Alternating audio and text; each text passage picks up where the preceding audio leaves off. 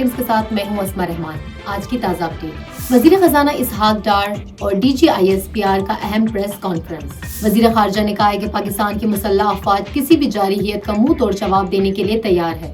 ہم جنگ کے خواہش مند نہیں، مگر جارحیت میں پہل کیا گیا تو منہ توڑ جواب دیا جائے گا۔ DGISPR لیفٹیننٹ جنرل احمد شریف چودھری نے پریس کانفرنس کرتے ہوئے کہا ہے کہ بھارت خود ریاستی دہشت گردی میں ملوث ہے۔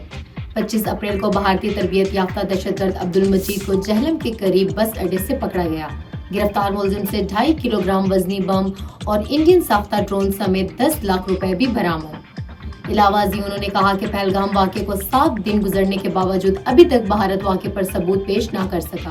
وزیر اعظم کا UN سیکرٹری جنرل سے رابطہ، مسئلہ کشمیر کے حل کے لیے کردار ادا کرنے کا مطالبہ۔ وزیر اعظم شہباز شریف نے سیکرٹری جنرل اقوام متحدہ انتونیو گوتریس کو ٹیلی فون کر کے جنوبی ایشیا کی صورتحال پر گفتگو کی۔ بھارتی رافیل طیاروں کی مقبوضہ کشمیر میں پیٹرولنگ، پاک فضائیہ کی بروقت کارروائی پر واپس جانے پر مجبور۔ سیکیورٹی ذرائع کے مطابق کل رات بھارتی ایئر فورس کے 4 رافیل طیاروں نے مقبوضہ کشمیر میں پیٹرولنگ کی۔ پاک فضائیہ کے طیاروں نے بھارتی جنگی طیاروں کی فوراً نشاندہی کر لی۔